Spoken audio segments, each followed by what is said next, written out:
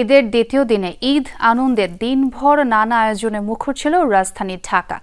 বিনোদন কেন্দ্রের রোমাঞ্চকর রাইড আর গেমসের পাশাপাশি অনেকেই ঘুরে বেরিয়েছেন রাজধানীর বিভিন্ন স্থানে, শামিল হয়েছেন নানা ঈদ আয়োজনে। মঙ্গলবার বিকাল থেকে যমুনা ফিউচার পার্কের ফিউচার ওয়ার্ল্ডে ঈদ আনন্দে মাতেন শিশু কিশোর এবং অভিভাবকরা। রোমাঞ্চকর সব রাইড আর গেমসের জগতে হারায় সবাই। এদিকে অনেক জোরে জোরে ঘুরলে মজা লাগে। I haven't been on a ride yet. I'm just walking around seeing which one I should choose.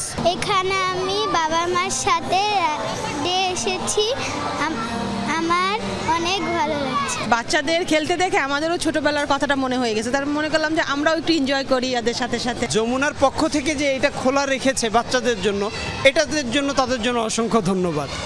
Jamuna future ওয়ার্ল্ডের পক্ষ থেকে আয়োজন করা হয় ঈদ স্পেশাল ম্যাজিক শো, যেখানে শিশুরা উপভোগ করে মজার সব ট্রিক।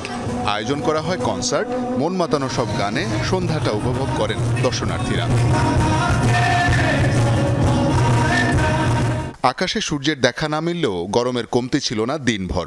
তাতে অবশ্য দমে যাননি নগরবাসী, ঘুরতে বের হয়েছেন যথারীতি।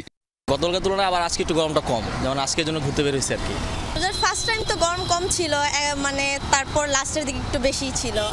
চীনমৈত্রী সম্মেলন কেন্দ্রে ঢাকা উত্তর সিটি কর্পোরেশন আয়োজিত ঈদ মেলায় যোগ দিয়েছেন নগরবাসী। তবে শিশুদের জন্য তেমন কিছু না থাকায় হতাশ তারা।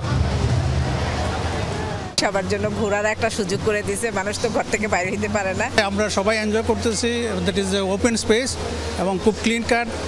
বিজয় সরণির নভ থিয়েটার ও সামরিক জাদুঘরও নগরবাসীর অন্যতম আগ্রহের জায়গায় পরিণত হয়। এখানে শিশুদের নিয়ে ঘুরতে আসেন অনেকে, কিন্তু টিকিট কাটতেই দীর্ঘ সময় লেগেছে। আমি এর আগে কোনোদিনও আসি নাই নভ থিয়েটার, আজকে প্রথম আসলাম। এটা একটা বেটার প্লেস, যে একটু গিয়ে সময়টা একটু বেটার ভাবে স্পেন্ড করার জন্য। এখানে অনেকে আছে যারা লাইনে আছে আর ঢুকতেও পারবে না। ঈদ উপলক্ষে তাদের আসলে আমার মনে হয় সুসংখ্যা বাড়ানো উচিত। সন্ধ্যা থেকে মানিক মিয়া এভিনিউতে ব্যাপক সমাগম ঘটে। স্বজন আর বন্ধুদের নিয়ে ঘুরতে আসেন অনেকে।